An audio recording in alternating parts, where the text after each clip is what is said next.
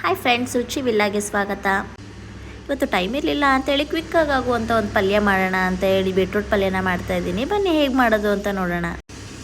ಒಂದು ಪ್ಯಾನ್ಗೆ 2 ಸ್ಪೂನ್ ಎಣ್ಣೆ ಹಾಕ್ಕೊಂಡು, ಎಣ್ಣೆ ಕಾದ್ಮೇಲೆ 1 ಸ್ಪೂನ್ ಸಾಸಿವೆ, 1 ಸ್ಪೂನ್ ಜೀರಿಗೆ ಹಾಗೂ 1 ಸ್ಪೂನ್ ಉದ್ದಿನಬೇಳೆ ಹಾಕಿ ಅದು ಚೆನ್ನಾಗಿ ಫ್ರೈ ಆದಮೇಲೆ ಚಿಕ್ಕದಾಗಿ ಹೆಚ್ಕೊಂಡಿರೋ ಅಂಥ ಬೆಳ್ಳುಳ್ಳಿ, ಹಾಗೆ ನಿಮಗೆ ಖಾರಕ್ಕೆ ಎಷ್ಟು ಬೇಕೋ ಅಷ್ಟು ಹಸಿಮೆಣಸಿನ್ಕಾಯಿ ಮತ್ತು ಚಿಕ್ಕದಾಗಿ ಹೆಚ್ಕೊಂಡಿರೋ ಅಂಥ ಈರುಳ್ಳಿ ಹಾಕಿ ಸ್ವಲ್ಪ ಕರಿಬೇವೆಲೆನೂ ಹಾಕಿ ಲೈಟಾಗಿ ಫ್ರೈ ಮಾಡಿ.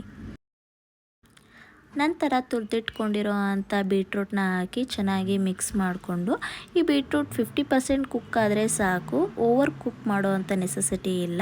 50% ಕುಕ್ ಆದಮೇಲೆ ರುಚಿಗೆ ತಕ್ಕಷ್ಟು ಉಪ್ಪು, ಸ್ವಲ್ಪ ಕಾಯಿ ತುರಿ ಹಾಕಿ ಚೆನ್ನಾಗಿ ಮಿಕ್ಸ್ ಮಾಡಿಕೊಂಡು ಲಾಸ್ಟಲ್ಲಿ ಒಂದು ಸ್ವಲ್ಪ ಕೊತ್ತಂಬರಿ ಸೊಪ್ಪನ್ನು ಹಾಕಿ ಮಿಕ್ಸ್ ಮಾಡಿಕೊಂಡ್ರೆ ಬೀಟ್ರೂಟ್ ಪಲ್ಯ ರೆಡಿ ಆಗುತ್ತೆ. ಈ ಪಲ್ಯ ಚಪಾತಿ ಹಾಗೂ ರೊಟ್ಟಿ ಜೊತೆ ಅಂತೂ ಒಳ್ಳೆ ಕಾಂಬಿನೇಷನ್.